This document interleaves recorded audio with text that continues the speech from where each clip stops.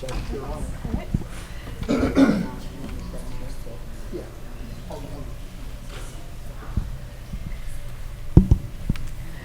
everyone. Thank you so much for attending our Declaration of Independence reading here at City Hall. We'll go back around here. So thank you all so much for being here for our Declaration of Independence reading at City Hall. My name is Madam Katharina Brett. I am your city's de facto founder. I was the first European settler here in what is now Dutchess County, and my house still stands. It is the oldest house in Dutchess County right here in your town. And this is my granddaughter, Hannah Skank. We're going 2 generations later here, but I'm representing Hannah Brett Skank. Henry Skank and her, Hannah, lived in the Madam Brett house during the time of the Revolution. He was a quartermaster for the Army, and I'm sure he had George Washington there many times. He let soldiers sleep in the house while they were looking at from Mount Beacon, and they were there for the whole Revolution. Now, thank you.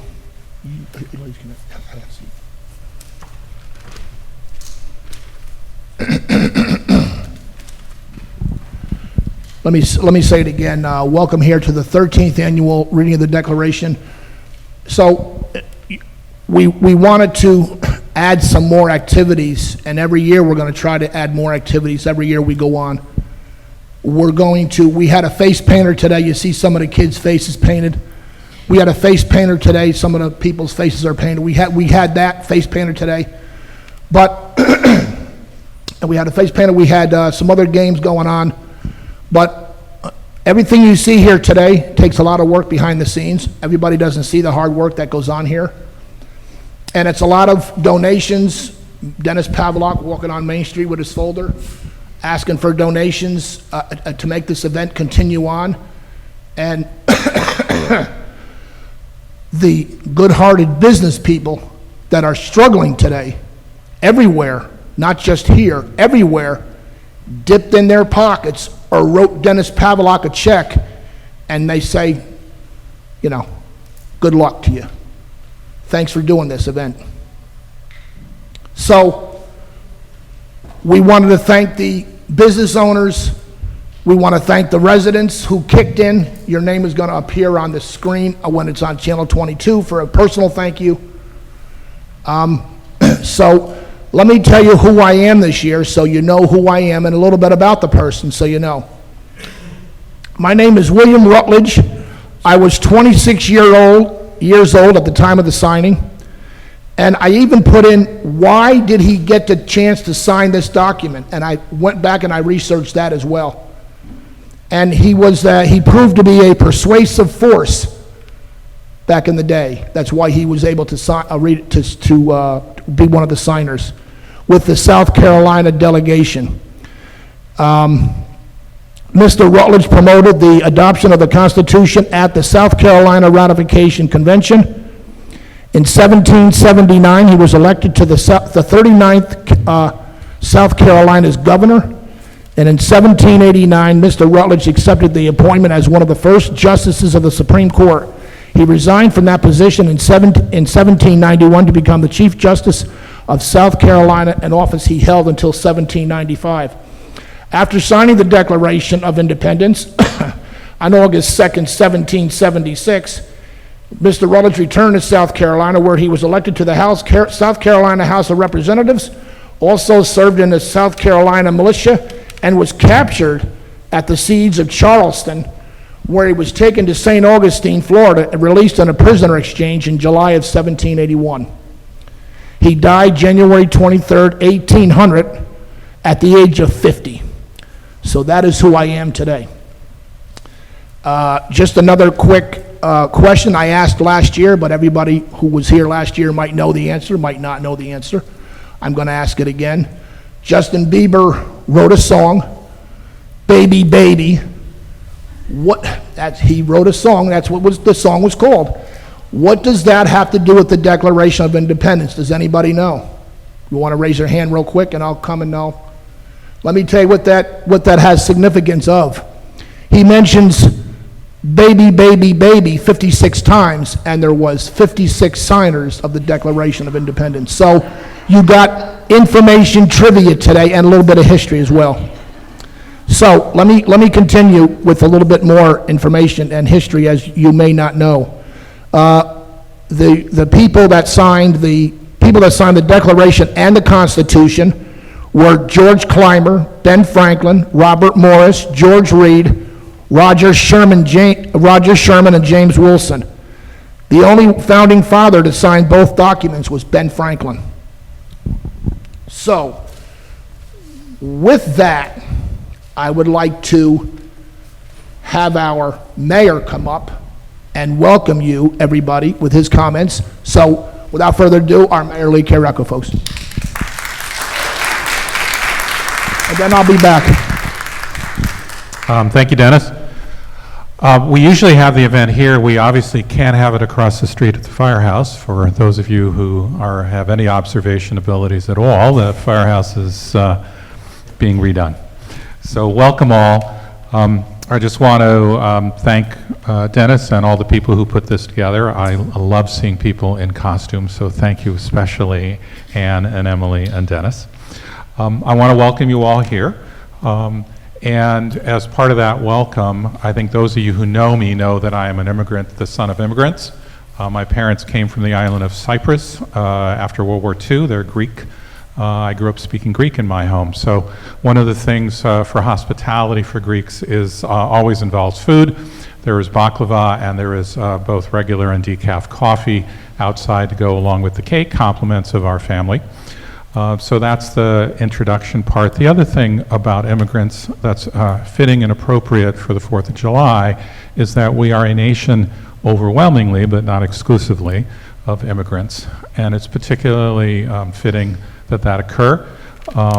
I will note that as a nation of largely immigrants, we haven't always been as welcoming of immigrants in our history. Early on, there was an anti-Catholic movement, an anti-Irish movement, an anti-German movement, and the list goes on for some time. And it is part of our history, both the negative and the positive, and we work on welcoming and encouraging immigrants to our countries still today. So that's the first thing I wanted to say. The second thing, I have a Jeopardy question for folks. So the Jeopardy question is, on what continent was the last battle of the Revolutionary War fought? So, any takers? And by the way, it's obviously not North America, right? So the Revolutionary War was actually a global war.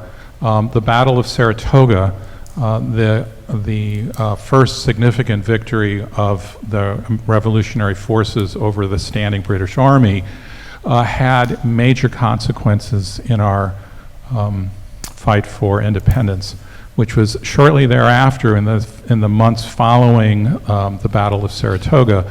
France recognized the United States, Spain recognized the United States, and the Netherlands recognized the United States. And all three of them became adversaries of Britain in a global war.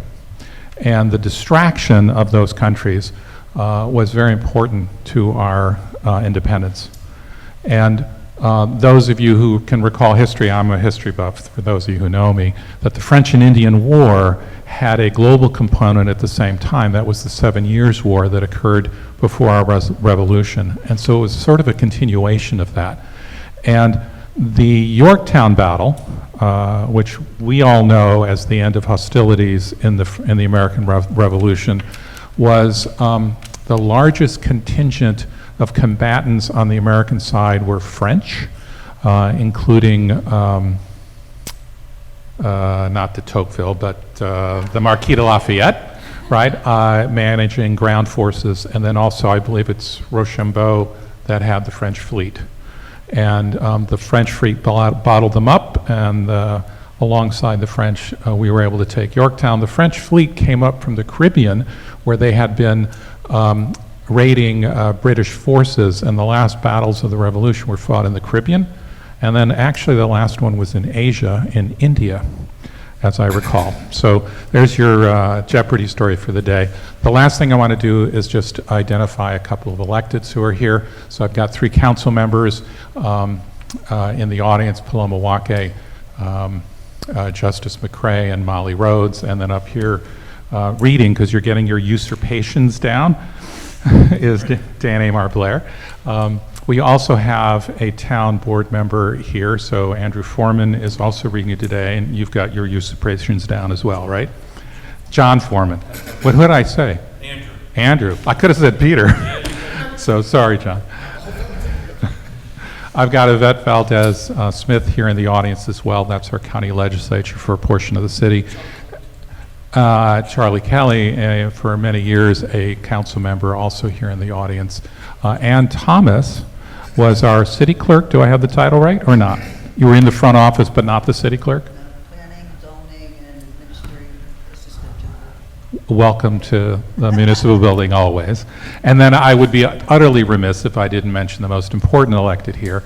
So Jonathan Jacobson, our state assemblyman, is at every single event I can ever imagine, and I thank you for that, Jonathan.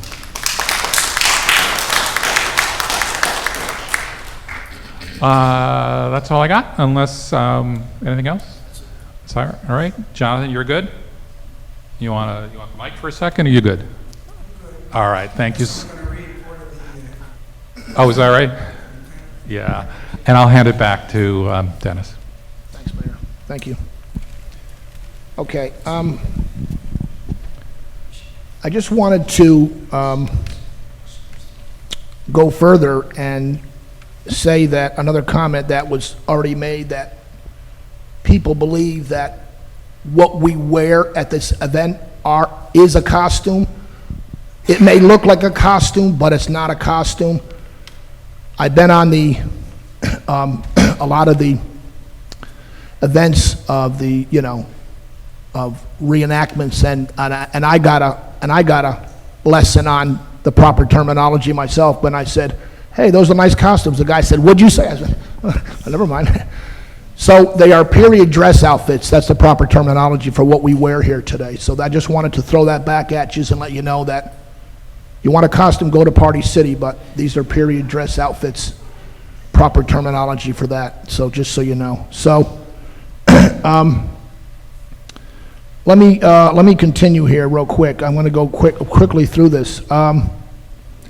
Okay, I wanted to announce my committee first. Let me go further with that.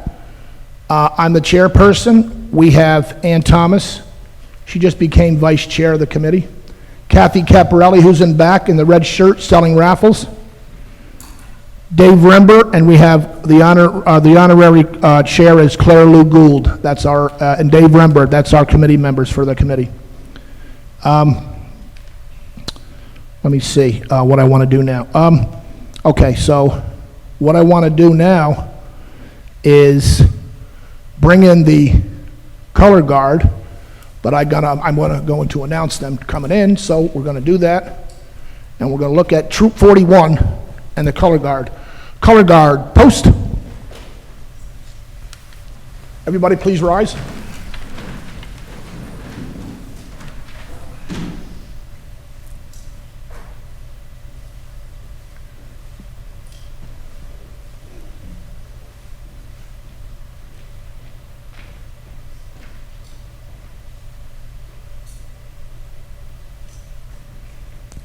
Katrina, you're next with the rendition of the national anthem second, and the other one first.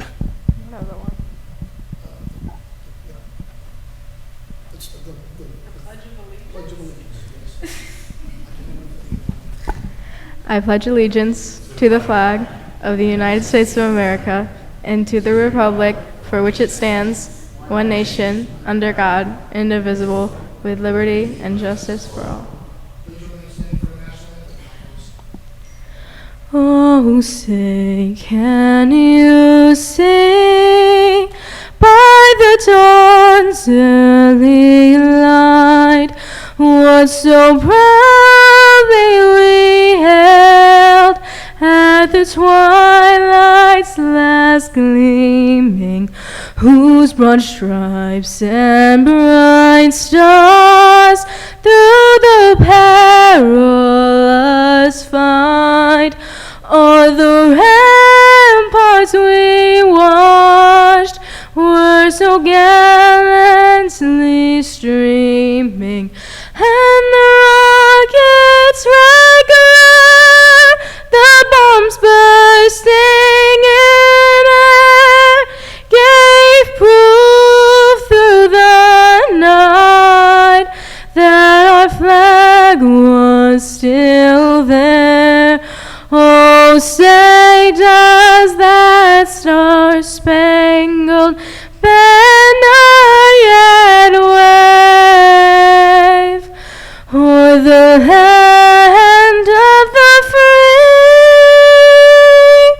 and the home of the brave?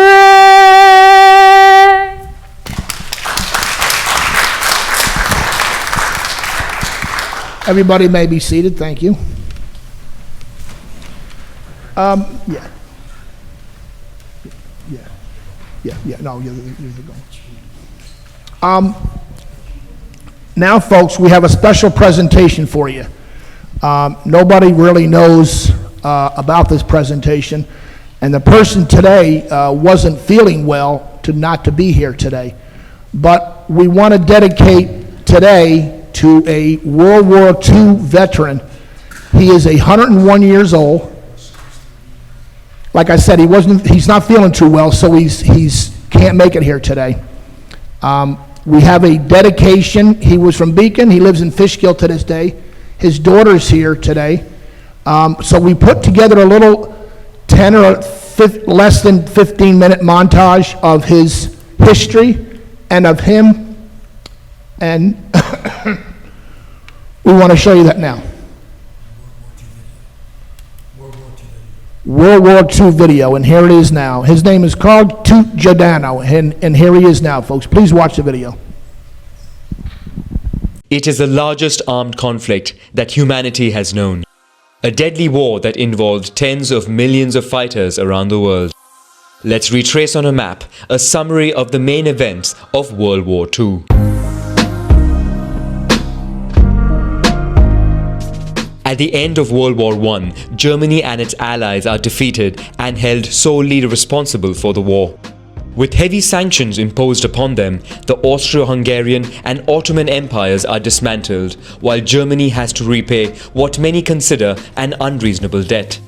Its colonies and some of its territories are ceded to the victors and to Poland, which is recreated. These sanctions are seen as humiliation by the German people. The German economy is weakened by excessive debt and suffers hyperinflation. National mints try to address this by printing banknotes, causing a devaluation of its currency. Between 1914 and November 1923, the value of the mark grew by 1,000 billion. The following year, radical measures are taken to halt inflation and stabilize and revive the economy. But in 1929, the Wall Street crash in New York causes the worst economic crisis of the 20th century. Its impact is felt worldwide, with Germany not spared either, causing the unemployment rate to explode. Severely weakened, Germany sees a rise of nationalism in 1933 that allows the rise to power of the Nazi Party with Adolf Hitler at its helm. Despite the strict conditions imposed upon Germany after World War I, the new totalitarian regime resets the country and restores military service. The country also begins an aggressive foreign policy with a dream of uniting all German-speaking people. Italy, despite its victory with the Allies, is frustrated by the amount of territory it gained after World War I. Since 1922, the country is ruled by the dictatorial fascist party of Benito Mussolini. Italy begins a colonial policy by seizing Ethiopia and prepares a future invasion in Albania. In Spain begins 3 years of civil war opposing the Republican government supported by the USSR and the International Brigades and the nationalist camp led by Francisco Franco and aided by Italy and Germany. The two countries took the opportunity to test their armies and to get closer diplomatically. In Asia, Japan continues its expansionist policy. The country takes advantage of the civil war in China to invade new territories. The Japanese army uses chemical and biological weapons and commits massacres of populations. Germany is now powerful enough to launch its territorial expansion. It first annexed Austria with support from the local Nazi party. Next, the west of Czechoslovakia was invaded. The Slovak Republic becomes a German satellite state while Hungary grows closer diplomatically. After the occupation of a part of Lithuania, Germany signs with the USSR a non-aggression pact and a plan to carve up Europe. It then attacks Poland, which provokes the United Kingdom and France to declare war, marking the beginning of World War II. Although the German forces are concentrated in the east, the Allied troops do not take initiative in the west. Instead, France and the United Kingdom try to cut the strategic iron ore route that passes through Norway and supplies the German military industry. Germany reacts by invading Denmark and Norway. Within days, the country captures Luxembourg, the Netherlands and Belgium. Hitler's new military strategy is called Blitzkrieg, which surprises opposition defenses with rapid, high-intensity attacks in a concentrated area. British forces retreat in the face of this German military prowess, and the German army bears down on Paris. The French army is defeated and an armistice is signed. Germany occupies the north and west of France, leaving its other territory and colonies under the control of the new government. Germany thus has indirect control of French colonies without having to send an army there. However, parts of the French colonies and the Belgian Congo chooses to stay in the camp of the Allies. In London, which already hosts several governments in exile, General Charles de Gaulle creates Free France, which continues to fight Nazi Germany. Brazzaville is named as its capital. Pursuant to the agreement signed with Germany, the Soviet Union seizes the Baltic states and a part of Romania. Germany, Italy and Japan combine to form the Axis powers. All dominions and British colonies, with the exception of Ireland, enter the war. In Africa, fighting begins between Italian colonies and Allied forces. While in Europe, despite the massive aerial bombing of British cities, Germany fails to take over the country. Hitler then changes his plans. He now wants to invade the USSR. But the plan is delayed by Italy, that fails to invade Greece and is forced to retreat by Allied forces. After the accession of Hungary, Romania and Bulgaria to the Axis forces, the German armies head south to invade Yugoslavia and Greece. Everywhere in Europe, the resistance is organized in different forms. Sometimes people organize strikes, demonstrations, or protect wanted persons. Some groups spy for the Allies, conduct sabotage, or print resistance newspapers. In Eastern Europe, guerrilla forces undermine the Axis armies. In Yugoslavia and Greece, resistant communists and royalist groups confront each other. Germany isn't spared the anti-Nazi resistance, with some attempts to assassinate Hitler, which fail. On June 22, Axis forces launched, on some counts, the largest military operation in history to attack USSR, which now passes de facto into the camp of Allied forces. The bulk of the German troops, well equipped and motorized, rush to the east. To support the Soviets, Allies occupy Iran, which then opens a supply route through the Caucasus. German armies arrive in Leningrad and begin a siege of the city that would last 872 days and cause more than 1 million civilian deaths. Further south, German troops were stopped at the gates of Moscow, where they suffer a harsh and deadly winter. Behind the front lines, the SS massacre Slavic and Jewish populations. In Asia, Japan occupies French Indochina. To counter its expansionist policy, the United States imposes upon it an embargo on oil and steel. In response, the Japanese conduct a surprise attack on the United States at Pearl Harbor.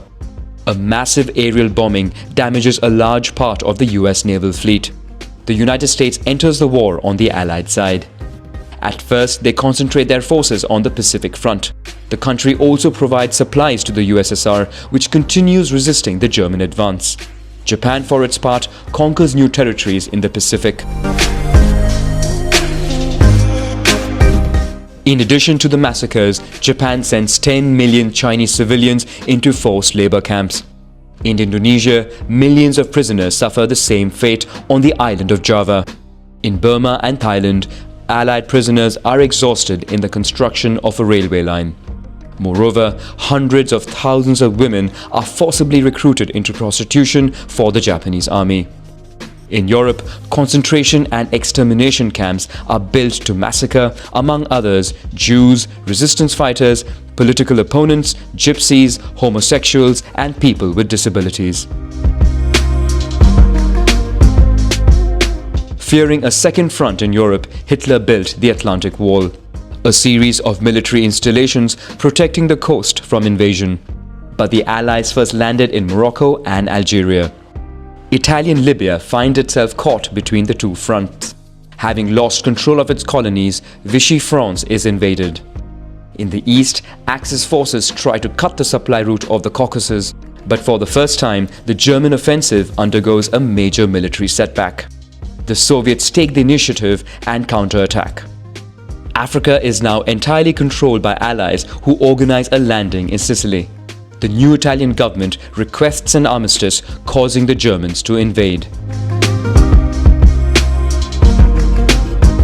The USSR advances rapidly westward, forcing the German army to concentrate on that front. On June 6, 1944, the Allies land in Normandy. Their armies quickly take over and liberate Paris. In the west, as in the east, countries are liberated or switch camps. With victory in sight, Allied powers announced the creation of the United Nations. Countries that declared war on Germany and Japan would be admitted at its founding conference. This triggers a wave of declarations of war, but without major consequence.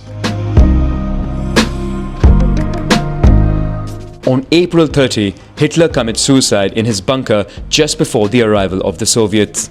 8 days later, the country surrenders. The United States and USSR join forces to overcome the Empire of Japan. The Soviets begin a military invasion via Manchuria, while the US drops 2 atomic bombs on Hiroshima and Nagasaki. On August 15, Japan surrenders, marking the end of World War II. After 6 years of war, the human toll is heavy, with at least 60 million dead, mostly civilians. Many cities are completely destroyed. Europe and the USSR subject millions of German prisoners of war to bonded labor, many of whom would die. Germany and Austria are carved up among the victors. The old guard of European powers are left exhausted and ruined by war. The United States and USSR emerge as the remaining global superpowers. Despite the role of the UN, which aims to maintain peace and international security, both sides would eventually engage in indirect confrontations around the world.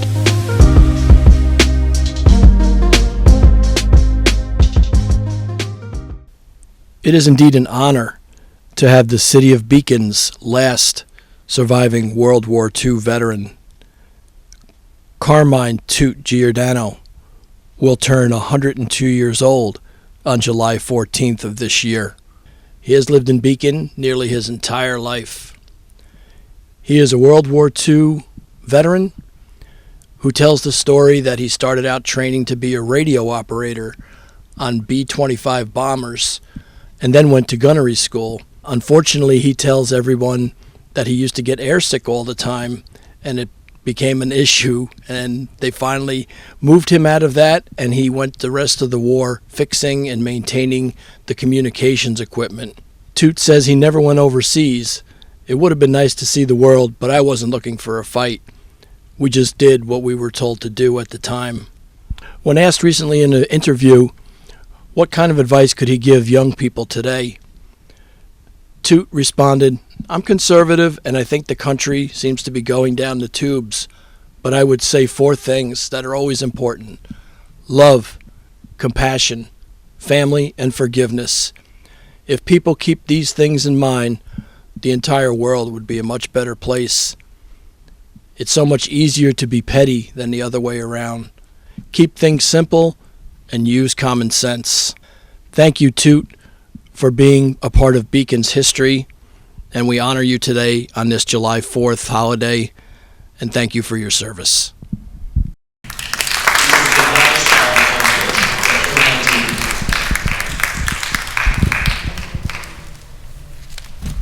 Can I ask his daughter to come up front, please, to the front, please? The committee has a plaque and a...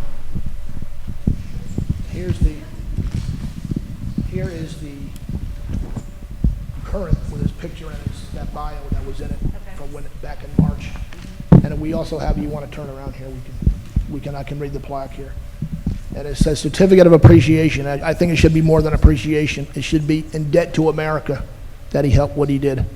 And it says on his plaque, it says, "Without heroes, we are all plain people and don't know how far we can go." Bernard Malamud. Thank you.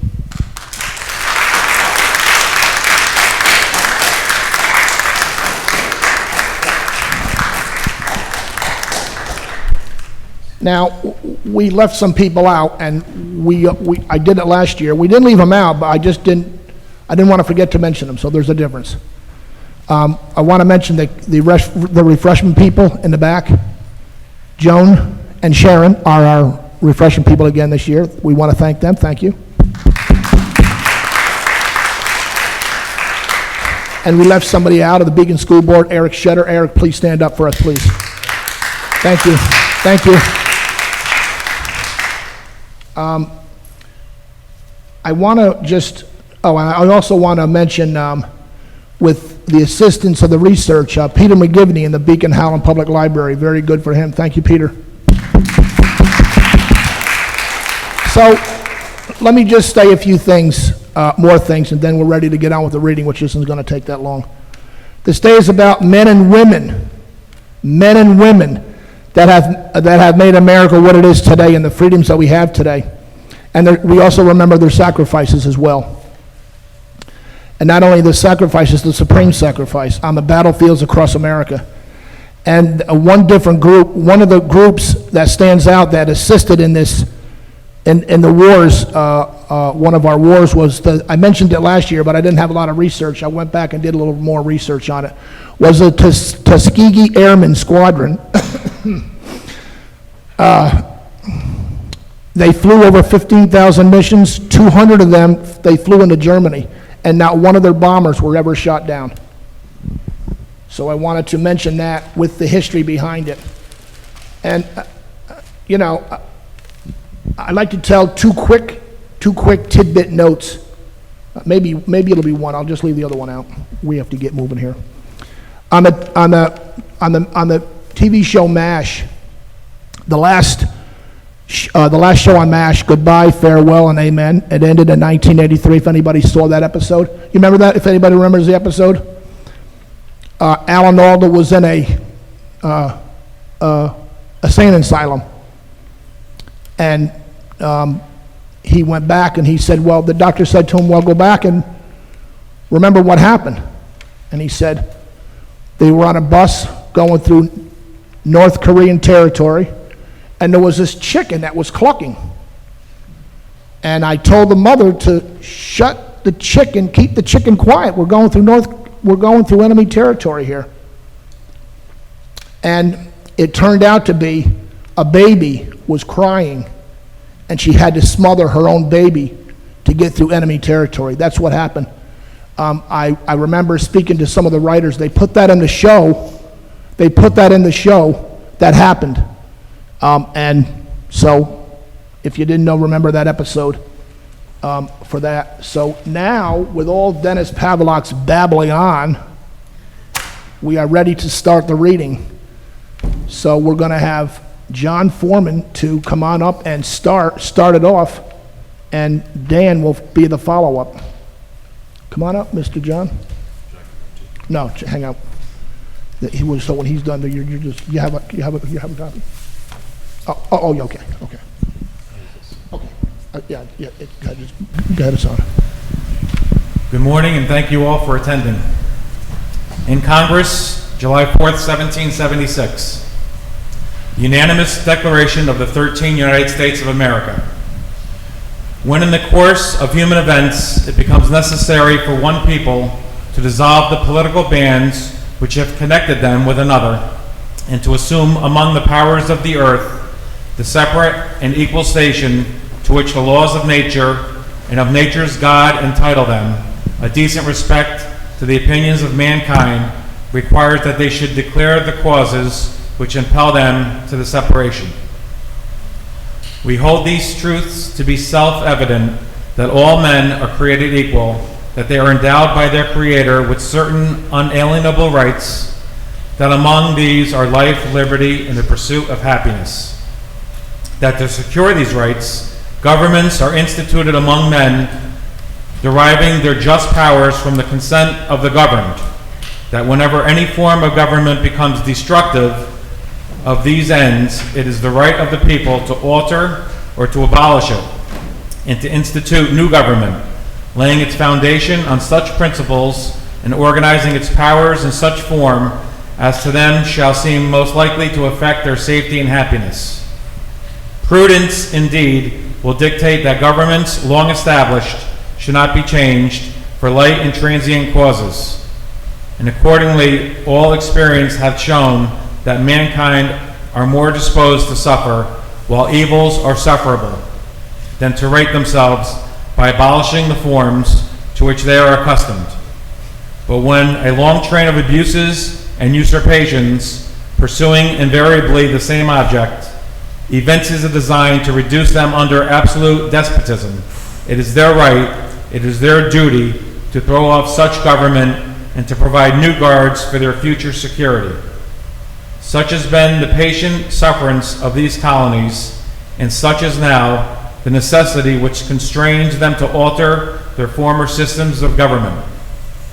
The history of the present King of Great Britain is a history of repeated injuries and usurpations, all having in direct object the establishment of an absolute tyranny over these states. To prove this, let facts be submitted to a candid world.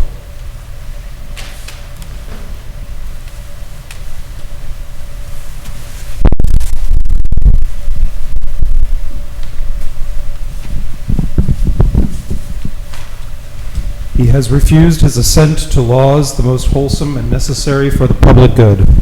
He has forbidden his governors to pass laws of immediate and pressing importance unless suspended in their operation till his assent should be obtained, and when so suspended, he has utterly neglected to attend to them.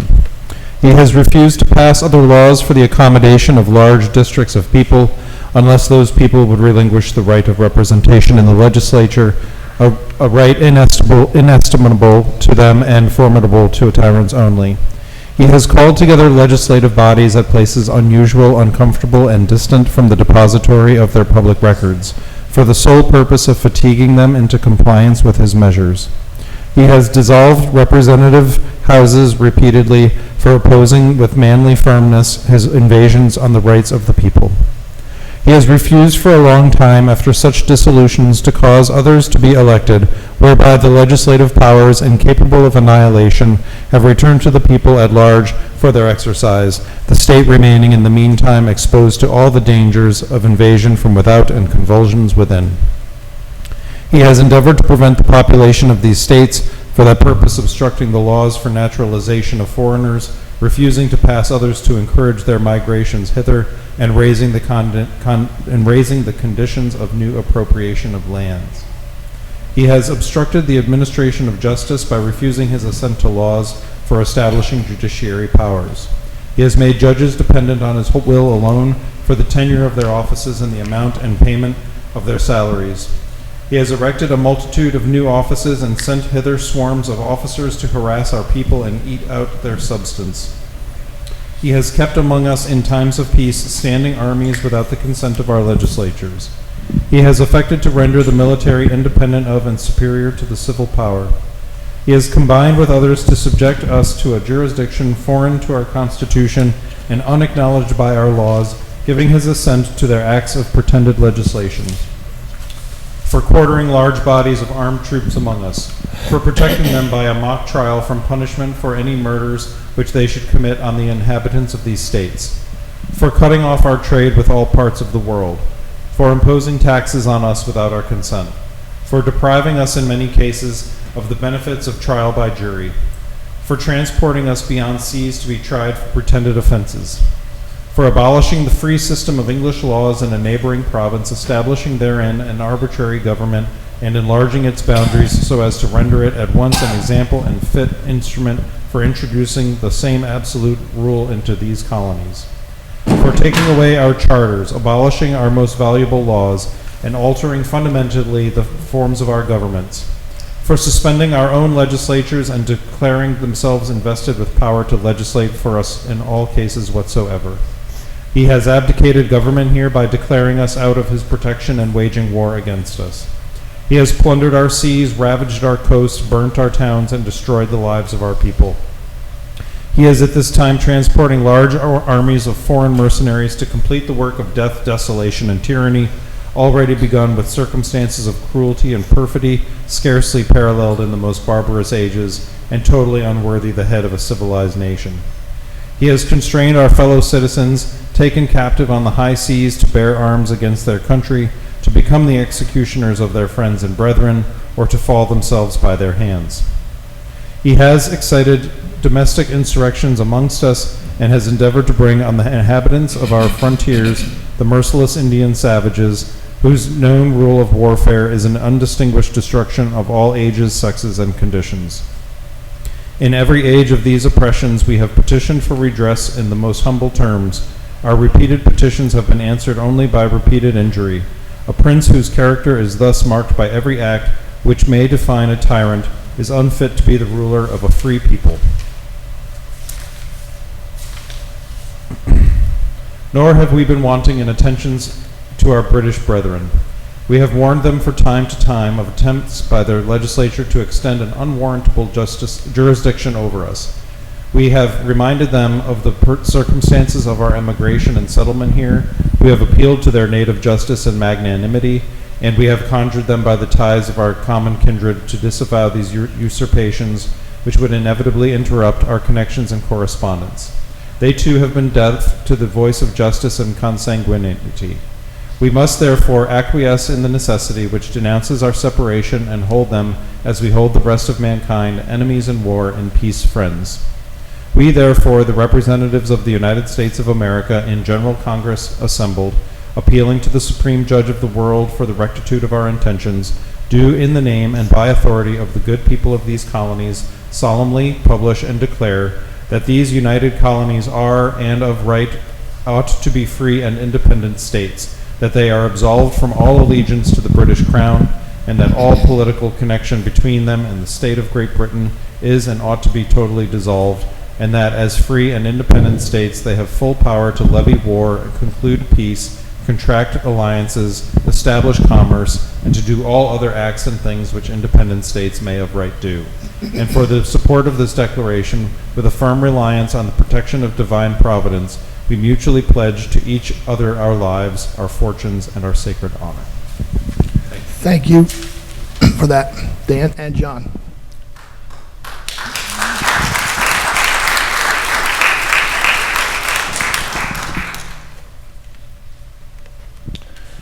So like I said in the beginning, we try to have more activities this year, and if I can go one step further in just a minute, I wanted to throw an add-on in here. We had another part of the program where I got it from a TV show. It doesn't matter where it's from, but I have, as you came in the door, people they received a Minuteman of 1776, and if they have a history tidbit they want to say, they can stand up and they can say it. So if anybody is holding a Minuteman 1776 card, please stand up with that, and you want to say a comment, you may be able to say the comment right now. Your name? Okay, and your comment is about history. The 50 stars represents the 50 states. Okay, thank you. 50 stars, she said, represents the 50 states, and the 13 stars represents the 13 colonies. Thank you. I'll take that back, thank you. Thank you. Okay, we have anybody else? I know our Dutchess County legislator has a 1776 Minuteman. I wish that was Minute Women, but we got to be, you're a Minuteman, sorry. So was I. Thank you, Dennis. This has been wonderful. I think a lot of us know this, but the colonists used to like to hold mock funerals for King George III to remind everyone of our victory over the British. And I always think that's an interesting tidbit to remember. Wow. I did not know that. Anybody else? We have the 41. We have another one here, hold on. Okay, we have another set. Oh, okay. Your name? Xavier. Xavier, he's one of our color guard helpers outers here, so what is your comment, Xavier? Benjamin Franklin wanted the national bird to be the wild turkey instead of the bald eagle. That is correct. Did you hear what he said? Ben Franklin wanted to become the wild turkey, become our national bird, and we made it the eagle. Can you imagine that? Hold the stuffing. Anyway, so let me do this guy here. Let me get your. Oh, okay. We have Shaylin, and by the way, Shaylin won our Tootsie Roll count. She won the 400 Tootsie Rolls in a jar. She won it this year. Go ahead. The Declaration of Independence was actually signed on July 2nd, and it took 6 months for it to be completely signed. That is correct. Did you hear what she said? It was originally signed on July 2nd, and it took 6 months. Anybody else have one of these to give me back? I want to make sure I got them all back from you. I don't need it. I want to get them all, take them all back from you, because they're up, it's all in-house. That's okay. So your name is? Joe. Joe. Where are you from, Joe? Beacon. All right, Joe from Beacon's got a history comment. Back to you, Joe. 8 of the 56 signers of the Declaration of Independence were born in the UK.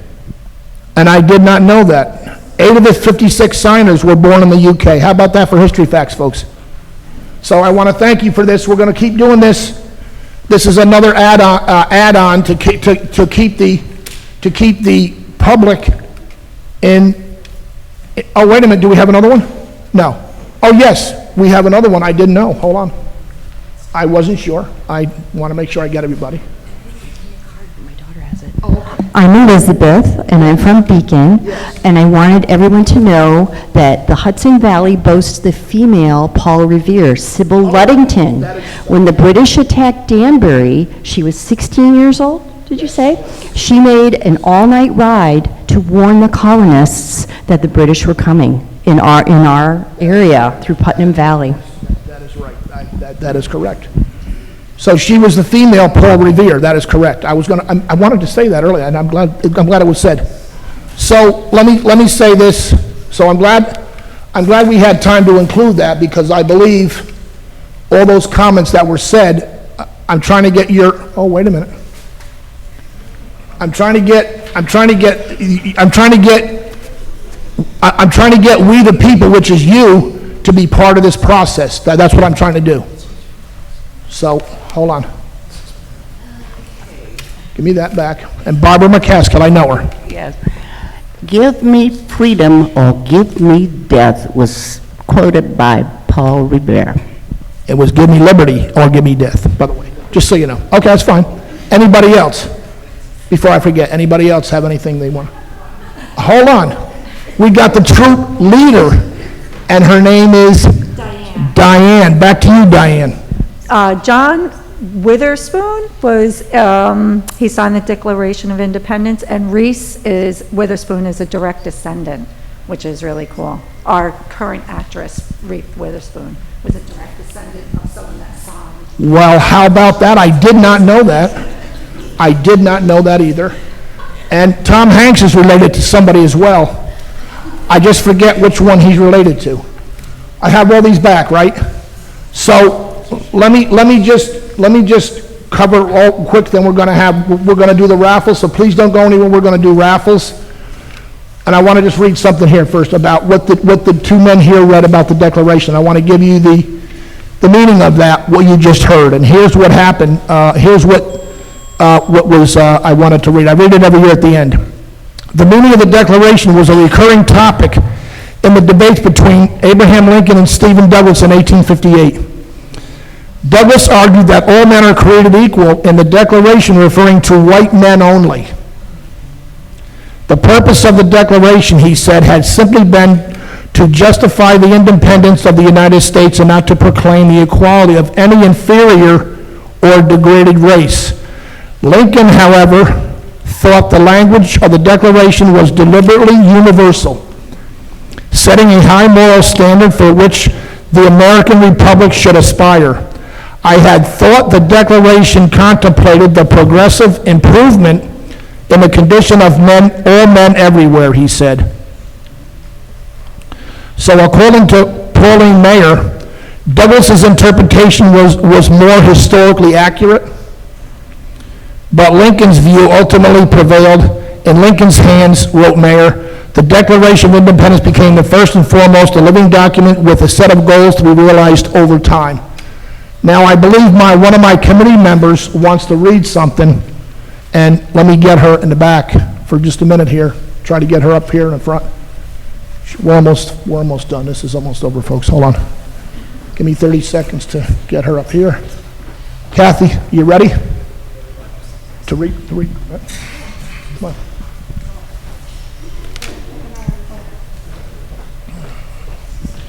This is one of my committee members, folks, Kathy Caparelli. She wants to say a comment.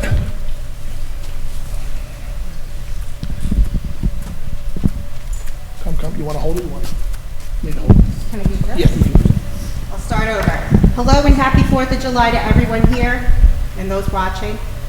I would like to take the opportunity to commend our esteemed mayor. Where is our mayor sitting? Oh, there he is. And our Assemblyman Jacobson, our entire city council. Thank you for the great work you're doing in our city. I look forward to seeing what you have planned next. I also want to express my heartfelt gratitude to the dedicated city employees, the public servants, the volunteers who work diligently behind the scenes to ensure smooth functioning of our city. I would like to recognize someone whose dedication to our community often goes unnoticed, and you probably know who he is. This individual has an unparalleled love for the city of Beacon, perhaps more than anyone I've ever met. His name is Dennis Pavlak. Dennis?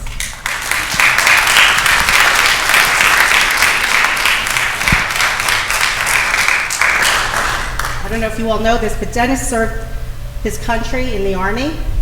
He's also volunteered his services to our community. He's played a pivotal role in getting a playground for our youth. He's raised tens of thousands of dollars over the years for various quality of life issues in our city. He's our #1 community fundraiser, who has even helped us out at the Beacon Lions Club, and we are forever grateful for you. Let me just say, Dennis Pavlak, you have a knack for identifying issues and finding creative solutions.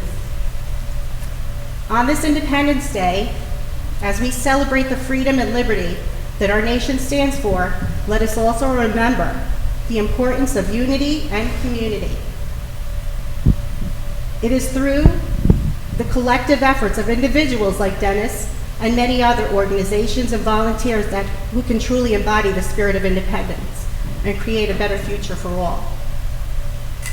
As we come together to enjoy festivities and fireworks, let us also take a moment to express our gratitude to those who have served in our armed forces, protecting our freedom and ensuring the safety and security of our nation. Their sacrifices and bravery will forever be remembered and honored. Let's just pause for a few seconds for those people that sacrificed for us.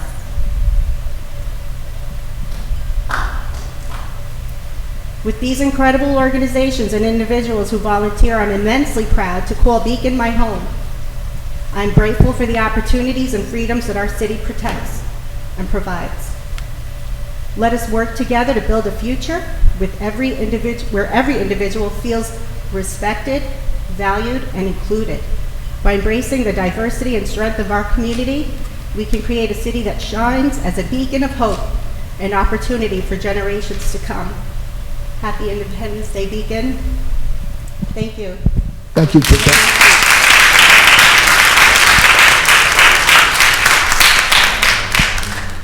Okay, folks, we are finished with the events here today, and everybody talking, so no one else is going to talk.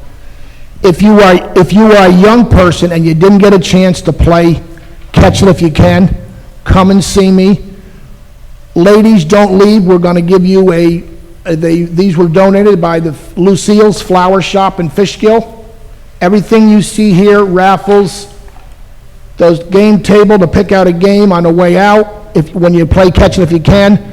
Everything, when I went around the citywide yard sale, I said, why I'm doing it. They gave me the prize for nearly nothing when they found out what I was going to do with everything. So I got everything, and it's not used, things missing, everything's together, nothing missing out of them toy games over there. So if you haven't played Catch It If You Can, come and see me, go have cake, and the raffles are next, so stay tuned. Thank you.